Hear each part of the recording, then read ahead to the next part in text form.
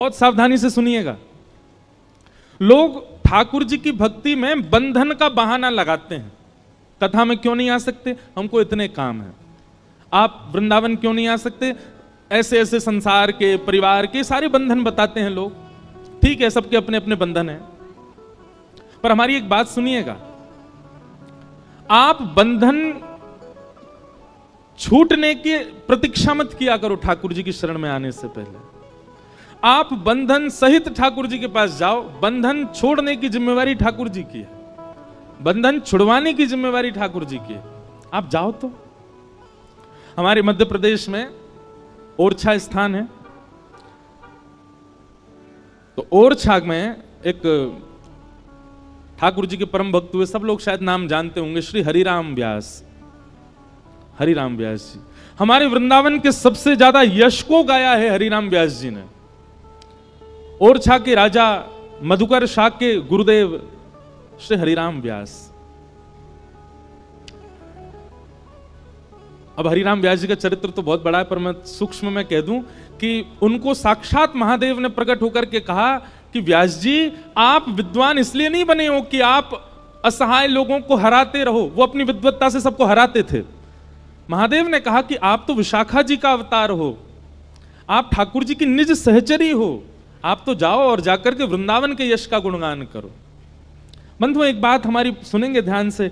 अगर आप कहीं और जन्मे हैं, किसी और स्थान में रहते हैं, और किंचित आपके चित्त में ब्रजवास की भावना हो जाए और आपको ब्रज मिल ही जाए, तो निश्चित ही इसमें महादेव की ही अनुकंपा समझिएगा। हमारे ब्रज में बाहर के लोगों को बसावे में, लोग बाग श्री जी से प्रार्थना करते हैं कि हमको ब्रज में बसाओ। लोग बाग ठाकुर जी से प्रार्थना करते हैं कि हमको ब्रज में बसाओ। यमुना जी से, संतों से प्रार्थना करते हैं कि ब्रजवास मिल जाए। आज हम सूत्र बता रहे हैं, ब्रजवास की यदि इच्छा हो तो महादेव की आराधना करो, महादेव ब्रज में बसाएंगे। महादेव को ही अधिकार है ब्रज भेजने का। कितनों को भेजा? हरिराम व्यास जी को ब्रज भेजने वाले श्री महादेव। हरिराम व्यास जी जब वृंदावन आ गए तो वृंदावन से उनका जाने का मन नहीं हुआ। तब ओरछा से कई ब्राह्मण गए, उनके परिवार के लोग गए। मधुकर शाह राजा स्वयं चला गया, और मधुकर शाह राजा ने तो वो किया जो कोई नहीं किया। उसने कहा हरिराम व्यास जी से स्पष्ट कहेंगे कि चलो, वापस तो नहीं जाएंगे, इनके गुरु जी से आज्ञा दिलवा देंगे तो इनको जाना पड़ेगा। तो मधुकर शाह ने जाकर के श्री हितरवंश महाप्रभु को जाकर के प्रणाम किया, राधा वल्लभ लाल जी के मंदिर में वंदन करके। और हितरवंश महाप्रभु से मधुकर शाह ने कहा कि आप हरिराम व्यास जी को आज्ञा दीजिए कि वो वापस ओरछा चले जाएं। तो महाप्रभु जी बोले, भैया ये आज्ञा उचित तो नहीं है, किसी को ब्रज में रहने की इच्छा है तो तुम उसको वापस क्यों ले जाना चाहते हो? तो मधुकर शाह बड़े चतुर थे, उन्होंने कहा देखिए, हरिराम व्यास अकेले वृंदावन में रहेंगे तो अकेले का उद्धार होगा, पर हरिराम व्यास ओरछा में रहेंगे तो पूरे ओरछा का उद्धार होगा। तो एक का उद्धार अच्छा कि पूरे नगर का उद्धार अच्छा? तो हितरवंश महाप्रभु बोले, भाई नगर का उद्धार अच्छा है। तो बोले, आपसे प्रार्थना है कि आप इनको आज्ञा कर दीजिए कि ये वापस हमारे साथ चलें। तो महाप्रभु जी ने स्वीकार कर लिया, ठीक है, हम हरिराम व्यास जी से कह देंगे कि वो वापस आपके साथ चले जाएं। बहुत अच्छा पद है उनका, मैं वही ढूंढ रहा हूं। वाह।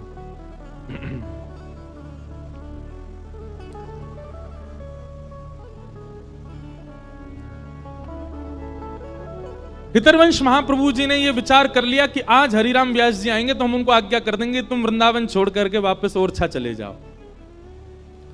हरिराम व्यास जी यहां निधिवन में स्वामी श्री हरिदास जी को और बिहारी जी का दर्शन करके वापस आ रहे थे। उनके किसी मित्र ने बीच रास्ते में जाके कहा, बोले व्यास जी, आज हितरवंश महाप्रभु के पास आप मत जाइएगा।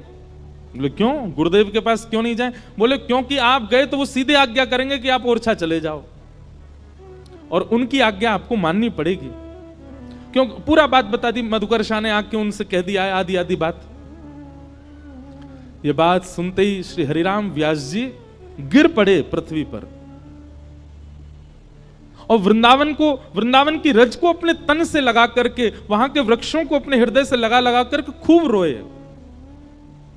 और रोते रोते वृंदावन से कहने लगे, हमने निश्चित ही कोई अपराध कर दिया होगा, जिसके कारण वृंदावन हमको बाहर जाने के लिए आज्ञा कर रहा है। और हरिराम व्यास जी ने यह तक स्थिति कर ली कि महाराज काली पोतली, पूरे मुंह पे काजल लगा लिया, और कई लोग तो ऐसा कहते हैं कि काजल लगा के गधा पे बैठ गए और पूरे वृंदावन में घूमने लगे। ऐसी उनकी स्थिति हो गई कि वे अपने वश में नहीं थे। किसी ने पूछा, बोले व्यास जी ये मुंह पे काली पोत के आप इस प्रकार इस जानवर पे बैठ के क्यों घूम रहे हैं? तो हरिराम व्यास जी बोले, वृंदावन त्याग के जिसको जाना पड़ता है उसको ऐसे ही जाना चाहिए, क्योंकि सौभाग्य से मिलता है वृंदावन। और कोई वृंदावन छोड़ रहा है तो उसकी स्थिति तो यही होनी चाहिए कि वो किसी को मुंह ना दिखावे, वो ऐसे वाहन पे बैठ के ही डोले। ऐसे विचलित से हो गए हरिराम व्यास जी। हितरवंश महाप्रभु जी ने जब हरिराम व्यास जी को देखा तो ओरछा के राजा मधुकर शाह जी से कहा, देखो व्यास जी की स्थिति देखो, वृंदावन को त्यागने के लिए ये बिल्कुल राजी नहीं है। अगर ये वृंदावन से तुम इनको ले भी गए ना, ये प्राण त्याग देंगे अपने, ऐसा मत करो। मधुकर शाह जी तब वापस लौट गए और मधुकर शाह जी ने कहा कि भाई हरिराम व्यास जी को अब इनका परिवार ही ला सकता है, तो फिर परिवार भेजा। अब परिवार के लोग जैसे वृंदावन में आए तो हरिराम व्यास जी वृंदावन में रहते थे, आनंद करते थे। परिवार वालों से बचने के लिए कुंज निकुंजों में घूमने लगे हरिराम व्यास जी। और तभी आपको घंटे घड़ियाल की आवाज सुनाई दी, राधा वल्लभ लाल जी का महाप्रसाद बट रहा था। हरिराम व्यास जी सबसे आगे खड़े होते थे पंक्ति में, लेकिन आज परिवार वाले घूम रहे हैं वृंदावन में तो इतना विलंब हो गया कि कैसे पहुंचे। अवसर पाकर के हरिराम व्यास जी दौड़े राधा वल्लभ जी के मंदिर की ओर। तब तक प्रसादी बट चुकी थी सब में। हरिराम व्यास जी जब तक पहुंचे सब में बट चुकी थी। अब हरिराम व्यास जी बोले, आज तो हमारा नियम टूट गया, हमको प्रसादी मिली नहीं ठाकुर जी की। तभी वहां झाड़ू लगाने वाली कढ़ी पकौड़ी आदि सब पा रही थी।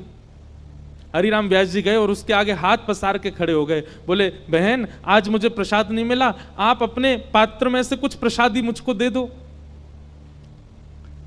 अब यहां हरिराम व्यास जी उस मेहतरानी के आगे हाथ पसार के बैठे थे, इतने में ही उनका परिवार वाले सब वहीं आ गए और वो दूर से हरिराम व्यास जी को देख रहे थे। और सब घर के लोग बोले, अरे राम राम राम, देखो ये व्यास जी क्या कर रहे हैं, इतने विप्र कुल के, इतने ऊंचे कुल के, इतने विद्वान हरिराम व्यास जी वृंदावन आके पागल हो गए, एक मेहतरानी के आगे हाथ पसार रहे हैं। मेहतरानी बोले कि मेरे यहां का प्रसाद आप ले नहीं सकते, मेरे हाथ का छुबा आप नहीं पा सकते नाथ। हरिराम व्यास जी बोले क्यों? बोले क्योंकि मैं मेहतरानी हूं, झाड़ू पोंछा लगाना मेरा काम है, आप मेरे हाथ का स्पर्श किया प्रसाद नहीं पा सकते। हरिराम व्यास जी बोले, अरे प्रसाद मेरे हाथ में आवे चाहे तेरे हाथ में आवे, पर वो प्रसाद हमेशा प्रसाद ही कहलावे। प्रसाद जब भेद ना करे कि मैं विद्वान के हाथ में जा रहा हूं कि मैं मेहतरानी के हाथ में जा रहा हूं, तो फिर मैं और तू इतना भेद क्यों मान रहे हैं? प्रसाद तो प्रसाद है, वो ये ना देखे कि मैं कौन के हाथ में हूं, चल जल्दी कर अब मुंह को दे दे। और इतने में मेहतरानी ने कढ़ी पकौड़ी हरिराम व्यास जी को दी और हरिराम व्यास जी तुरंत पा गए। अब इस दृश्य को देख करके व्यास जी के परिवार के लोग बोले ये अब हमारे किसी काम के नहीं है, ये पागल हो चुके हैं। हमने सुना था कुछ दिन पहले गधा पे डोल रहे थे, मुंह पे काली पोतली थी, और आज बताओ इनको ये विचार नहीं कि किसके हाथ का पाना चाहिए, मेहतरानी के हाथ की पकौड़ी खा गए। परिवार वाले आए तो थे व्यास जी को ले जाने, पर स्थिति देख करके व्यास जी को ही छोड़ के चले गए, बोले अब हमारे किसी काम के नहीं है। तब हरिराम व्यास जी ने ये कुछ पंक्ति गाई,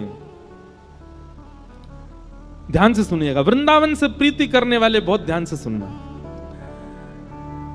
व्यास मिठाई विप्र की तामे लागे आग, वृंदावन के स्वपच को झूठन खइए माग।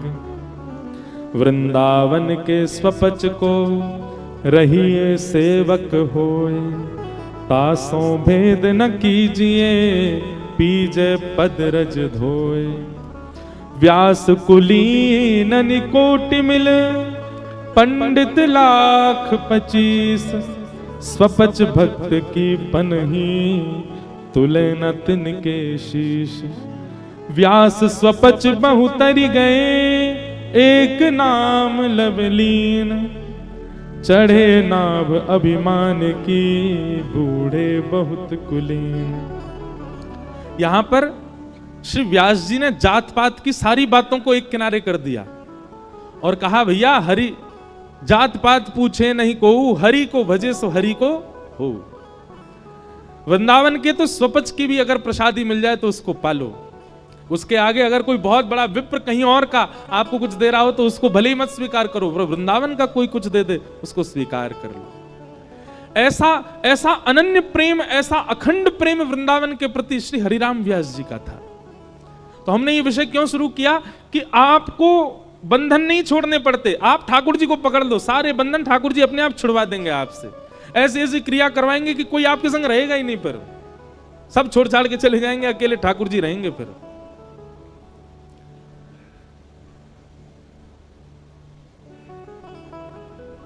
पूरे ब्रजमंडल में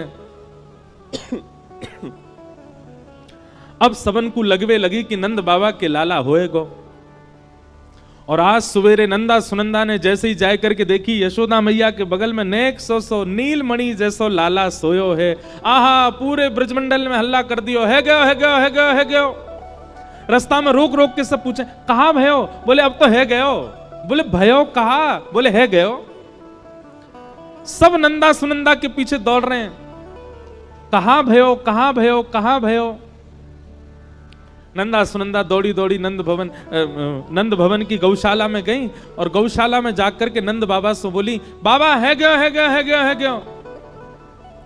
बाबा बोले कहां भयो, बोले आपने इतने ब्रजवासी जमाए, यमुना जी की सेवा करी, ब्राह्मणन को इतना प्रसन्न कियो, इन सबन के फलस्वरूप आपके घर नीलमणि जैसो लाला भयो है। यह बात सुनकर के नंद बाबा अति प्रसन्न हो गए।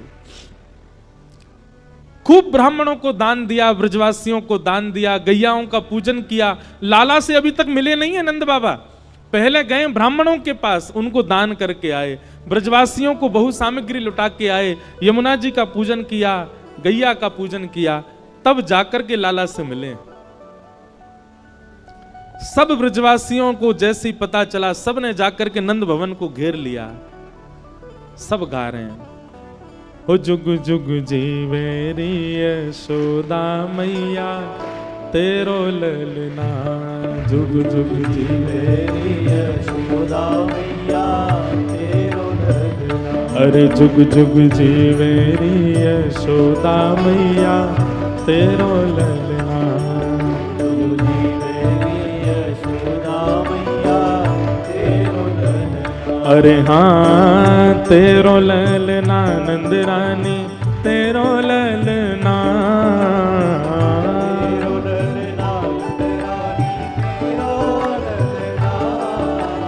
तेरो ललना महारानी तेरो ललना।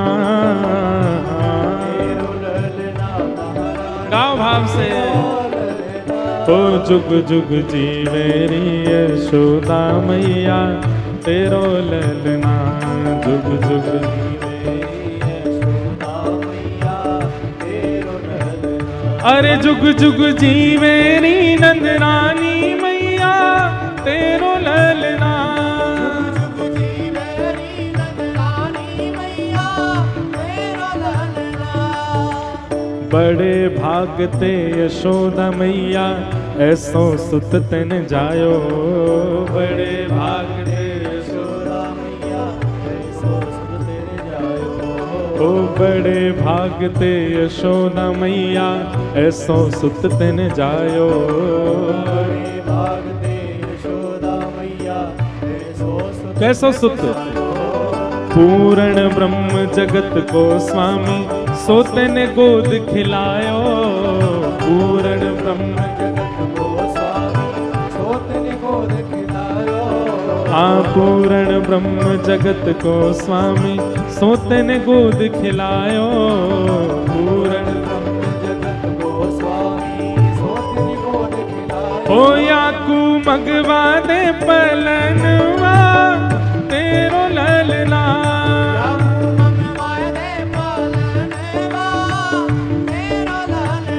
अरे जुग जुग जीवेरी यशोदा मैया तेरो ललना, जुग जुग जीवेरी यशोदा बलनंद के लाला की।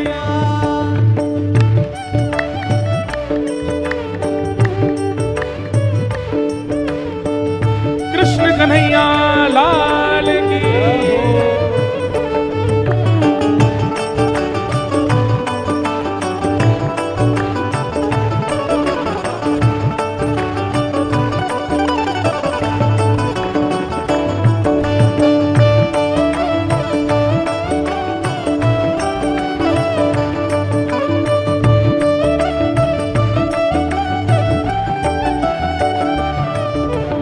ये बात बताते बताते मेरे रोंगटे खड़े होते हैं कभी कभी कि ब्रजमंडल में ऐसा हमारे आपके जैसा उत्सव नहीं हुआ है। ब्रजवासी नाच रहे हैं, गा रहे हैं, उत्सव मना रहे हैं, उन्होंने लाला को देखा ही नहीं है अभी भी, फिर भी नाच रहे हैं, अपने घर सजा रहे हैं, एक दूसरे के कंधे पर चढ़ चढ़ के उछल उछल के कह रहे हैं बधाई हो बधाई हो। मानो ऐसे उत्सव मना रहे हैं कि जैसे ये लाला के सगे भैया हों, लाला के सगे चाचा हों, लाला के सगे संबंधी हों। दूर दूर तक संबंध नहीं है, लेकिन फिर भी इतना उत्साह ब्रजवासियों में भरा है, सब नाच रहे हैं। भागवत जी में वर्णन है, अवाद्यंत विचित्राणी वादित्राणी महोत्सवे। बोले जितने वाद्य हैं ना, तबला ढोलक ढोल नगाड़े, ये सब तो 6-7 दिन बजे, पर उत्सव तो चल ही रहा। 6-7 दिन बाद इन सब के ये सब फूटने लगे। तो बोले फिर ब्रजवासी उत्सव कैसे मना रहे हैं? तो व्यास जी वर्णन करते हैं, अवाद्यंत विचित्राणी।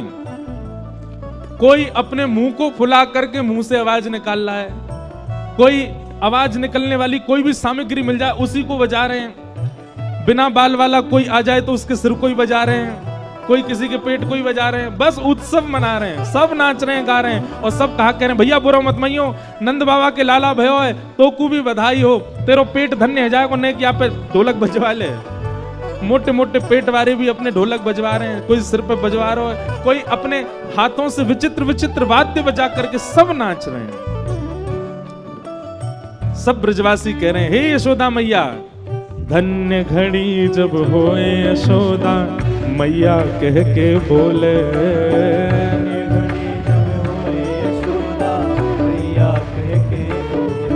हे मैया अभी तो तुम्हारो लाला भयो है, लेकिन वाह घड़ी की हम प्रतीक्षा कर रहे हैं जब ये मैया मैया कह के बोले करेगो, कितना सुंदर लगेगो। धन्य घड़ी जब हो यशोदा मैया कह के बोले, धन्य घड़ी जब हो यशोदा मैया कह के बोले। हाँ धन्य घड़ी जब हो यशोदा मैया कह के बोले। धन्य घड़ी जब हो यशोदा मैया कह के बोले। और नूपुर बांध दो चरणन में घुटमन घुटमन डोले।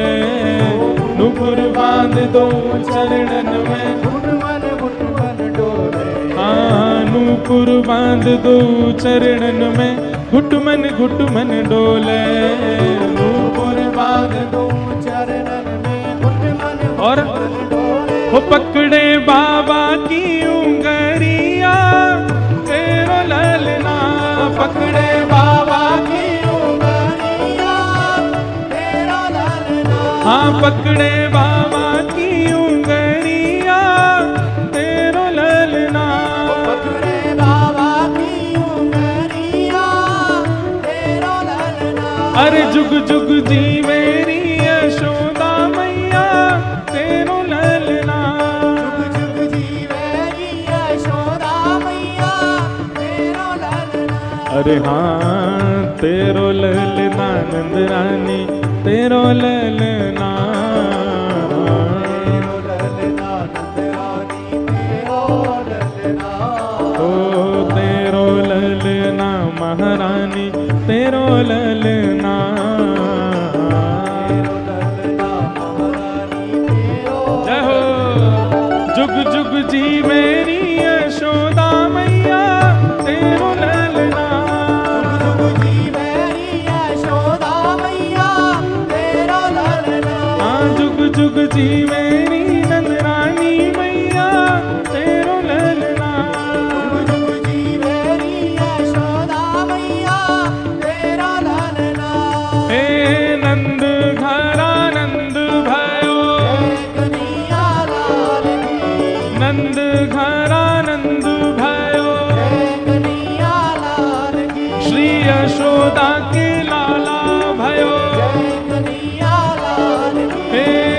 जग प्रतिपाल भयो।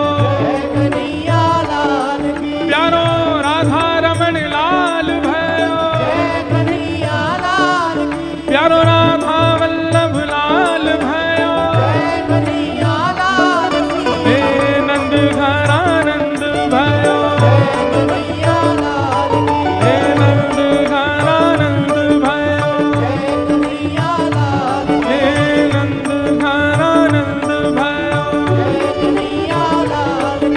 आनंद घर आनंद भयो। जय कन्हैया लाल की। बोल नंद के लाला की। सब ब्रजवासी नाच रहे हैं, गा रहे हैं, उत्सव मना रहे हैं, आनंद कर रहे हैं। नंद जी के घर लाला भयो है। नंद बाबा अपने 3 भाव पवित्र कर रहे हैं। तन पवित्र सेवा किए, धन पवित्र कर दान, मन पवित्र हरि भजन सो होत त्रिविध कल्याण। नंद बाबा सब ब्रजवासियों को इतनी सेवा कर रहे हैं सबकी, कोई भी उदास नहीं है जाए, कोई भी हताश नहीं है जाए, सबन को। भैया देखो एक बात हमारी सुनो, ठाकुर जी का उत्सव करो, अनुष्ठान करो, भागवत कथा कराओ। अनुष्ठान उत्सव सफल कैसे होते हैं कि जितने भी लोग वहां आवे उनमें से कोई हताश होके ना जावे, उससे उत्सव सफल होता है। कोई निराश होके ना जावे। कई बार बड़े उत्सव होते हैं, बड़ी कथाएं होती, बहुत लोग उदास भी हो जाते हैं, पर यह उत्सव और आयोजन करवाने वालों की जिम्मेवारी होती है कि कोई उदास ना जावे, सबको हम संभालें। आप भले ही जितने दिन उत्सव होता उतने दिन दीन बन के रहो, सबके आगे हाथ जोड़ के रहो, पर किसी को हताश उदास मत होने दो।